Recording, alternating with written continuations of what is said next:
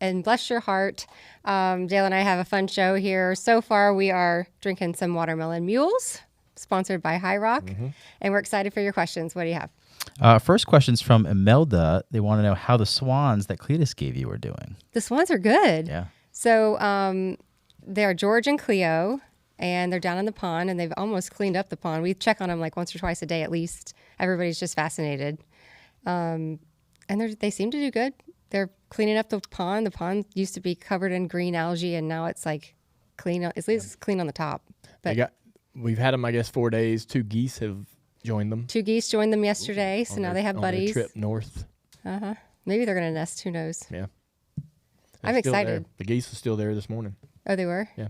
You checked on them this morning as you went? We just drive by and catch a glimpse on Okay. the driveway. We saw them. I bet the geese are eating the food, too. Somebody's eating that food out of the bowl. The Swans hadn't touched it yet. Yeah, that's why the geese. It's amazing. Yeah. I'll be honest with you. Cleetus, thank you for bringing the Swans. Nobody's ever going to do that.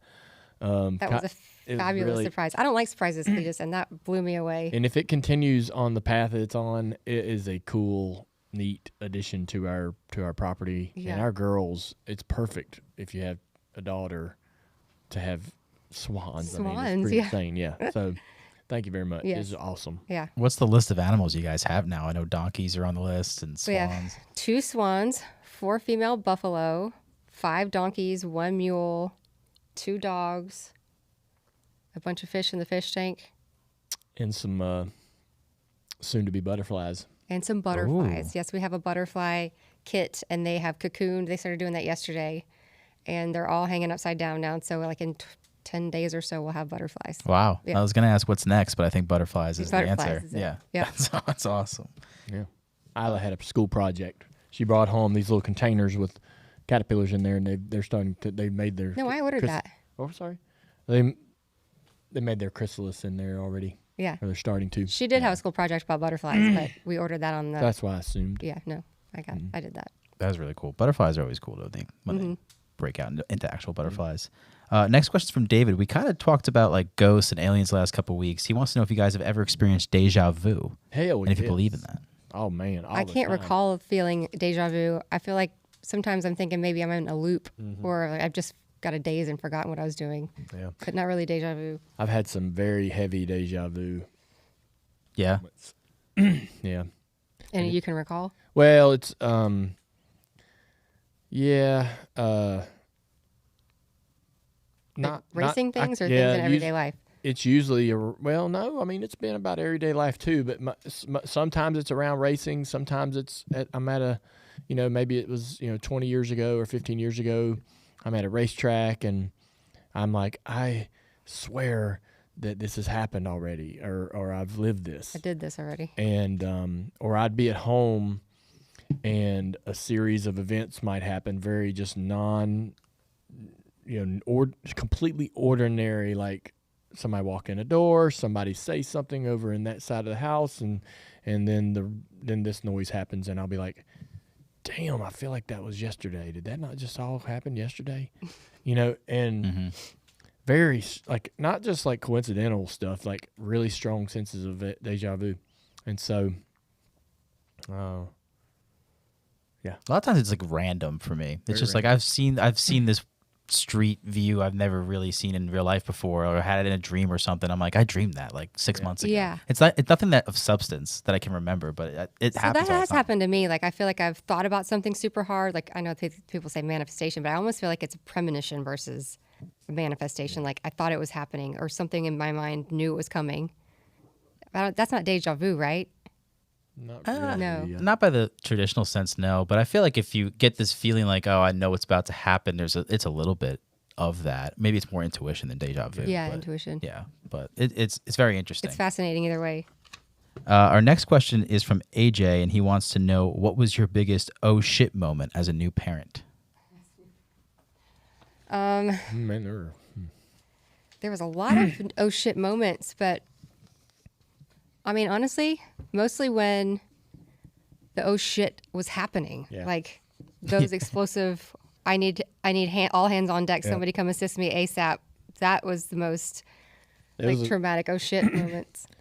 when the poop comes out of the diaper. It's coming A everywhere. blowout? Yeah, My gosh. I know. Um, And we had girls, so I mean, I know that boys sometimes, if you don't have the there was a proper things, you can get like peed in the face and stuff like that. But we had girls, so we didn't deal with that. But we did deal with some weird poop situations. their little span of when their guts are changing, from eating out, feeding inside of you to being out in the real world and eating whatever you feed them.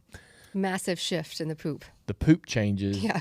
a bunch, and colors, consistency, and all that. And there's this one little span where it's like a black paint or a tar. That's right when they're born. Yeah. Yeah, and it is, you can't get it off. You got, and they're you're trying to be so careful. You're like so delicate, tiny little baby. Yeah. And you're like trying to wipe her bottom Manhandle. to get this It's like tar. spackle off.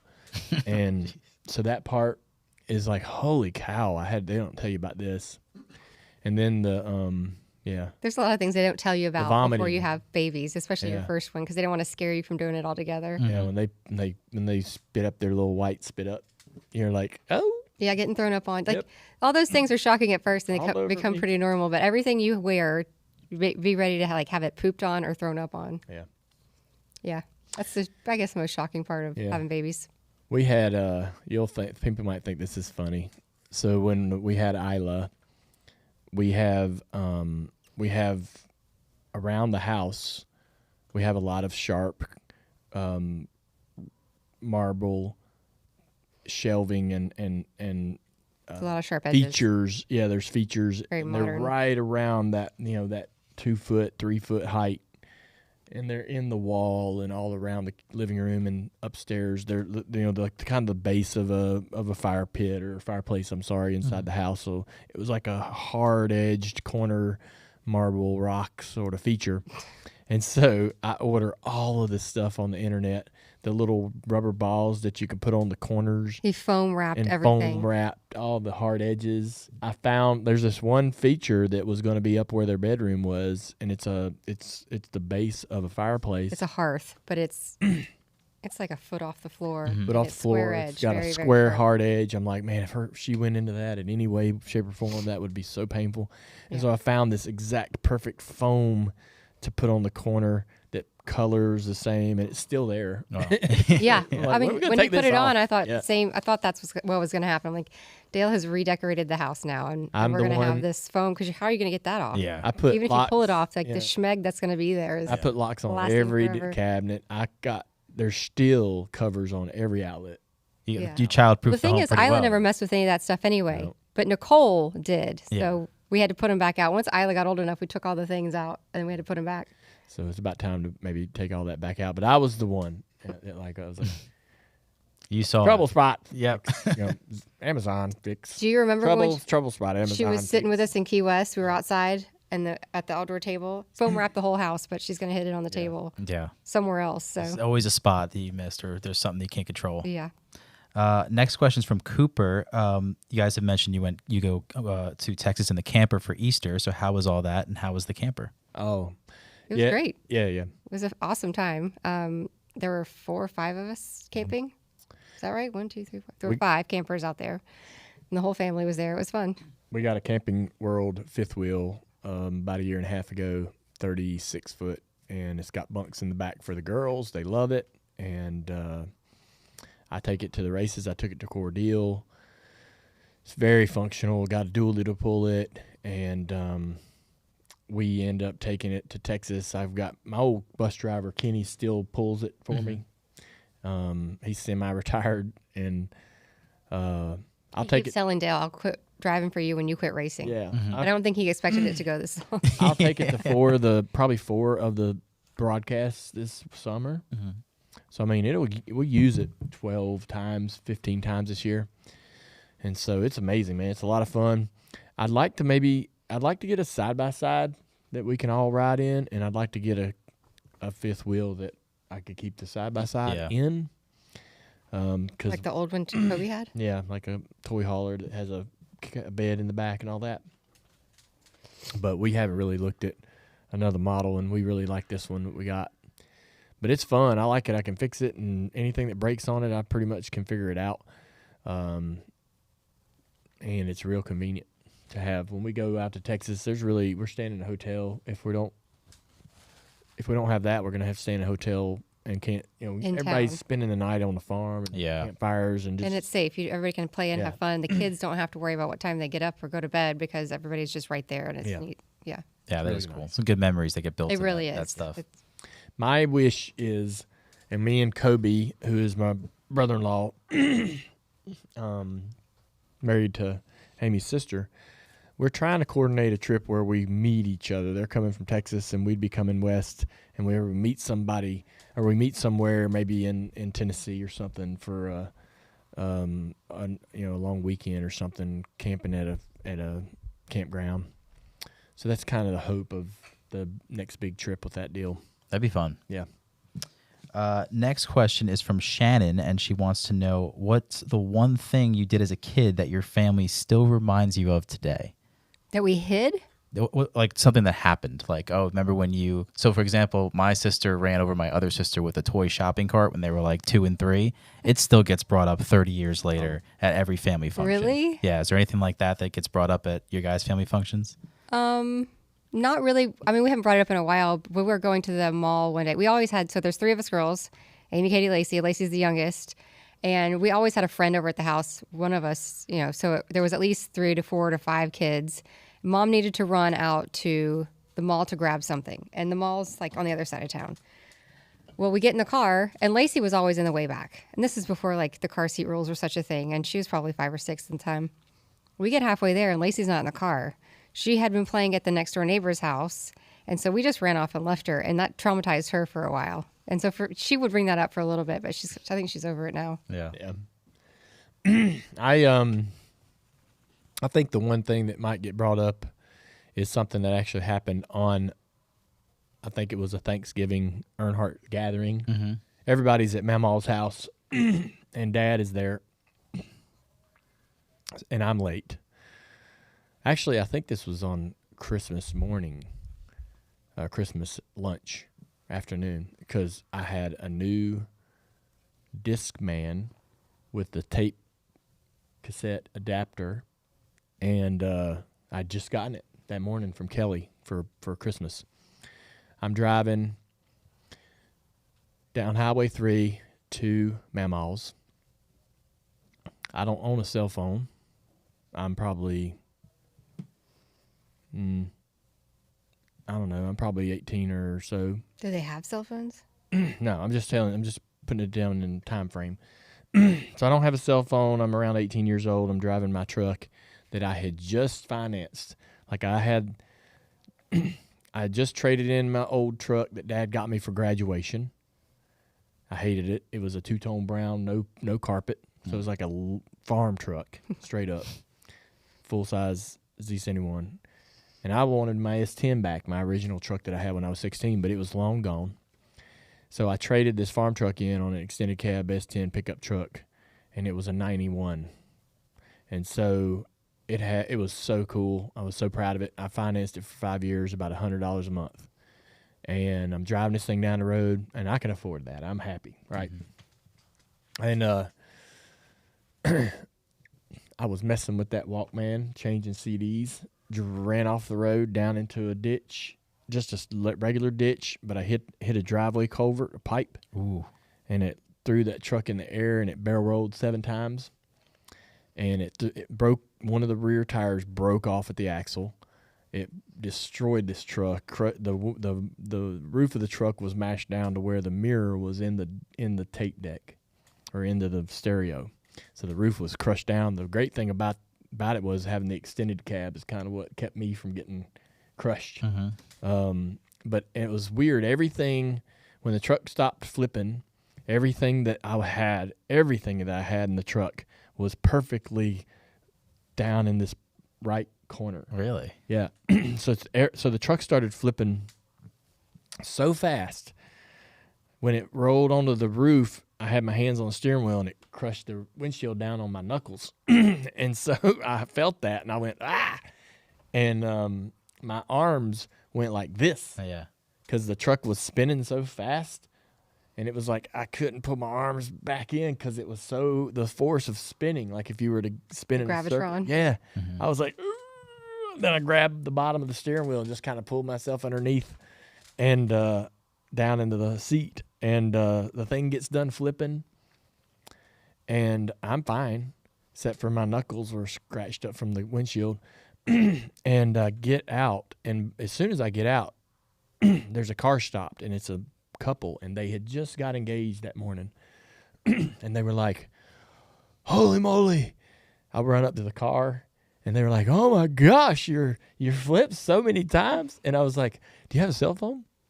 And they were like, yeah. And so by this time, there's so many cars. My truck's sitting in the middle of the street, and there's so many cars parked, and everybody stopped.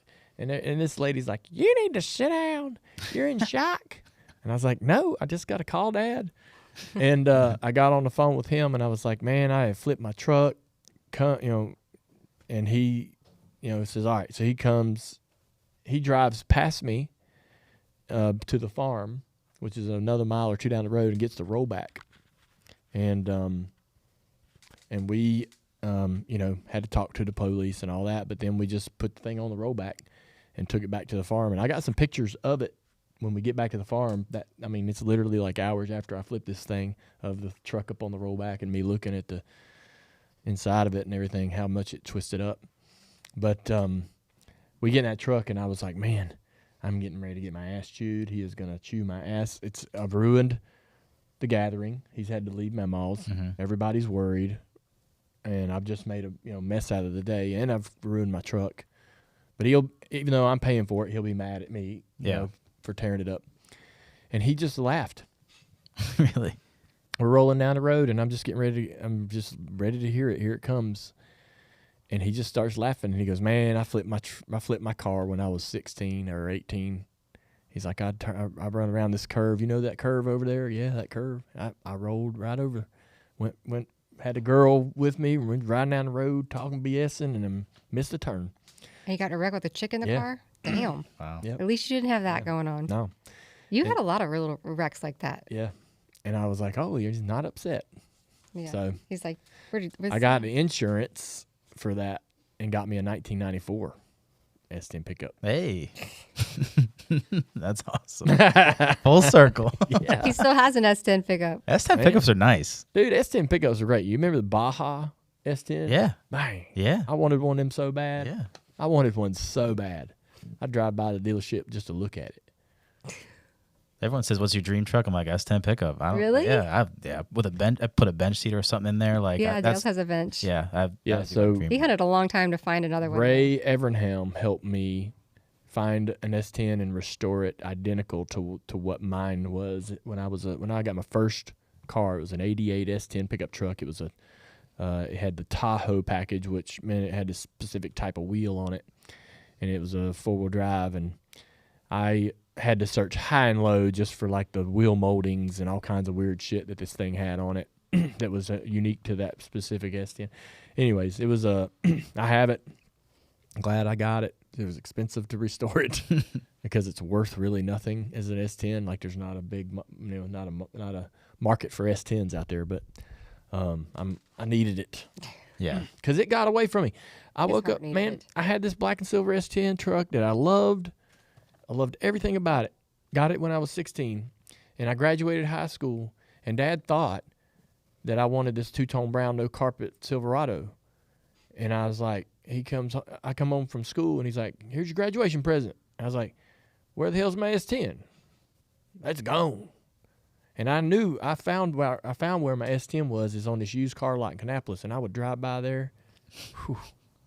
And then one day I drove by, and it was gone. I'm like, oh. That would break my heart too. I hated that. Had a car I liked, and somebody traded it in while I was at school. It didn't matter what's sitting there, really. Yeah. Treated it like crap. I treated the brown truck like crap because I didn't like it. I didn't want it. Like it was the truck's But I didn't fault. have much of a choice. It was, it was Dad did give it to me. I mean, it was like but finally I was like, I can trade this in and I can pay for this. When I got a job, I was like, well, now I can just do it myself. Yeah. Yeah. Let me get one more question for you, Amy. Ashley wants to know if you've ever been able to do a ride-along with Dale, and how was it? I have. I've done 2 ride-alongs. The first one was in Charlotte, and this was right after we started dating. Rick Hendrick had some friends, and I don't forget who else that he wanted We to. talked about this on the show. I feel like Have we we? talked about it. We've talked about it a lot because I can't let it go. So Dale and I I don't know what we're doing, nothing. We ended up at the racetrack in Charlotte, and he's giving ride-arounds to all of Rick's friends. And eventually, he thinks it's a good idea for me to get in the race car and drive. He drove me. Did you drive me around? I think so. He must have driven me around at least one lap. And then he wants me to drive. But he's not willing to get in the car with me to ride along. So I'm like, wait a second. I don't even know how to start. I know. This is Mind so you, I terrible. am dressed. I am snapped into the Hans device. Can't move my head. Can't see nothing. I feel like you can't move your eyeballs when you're in that thing.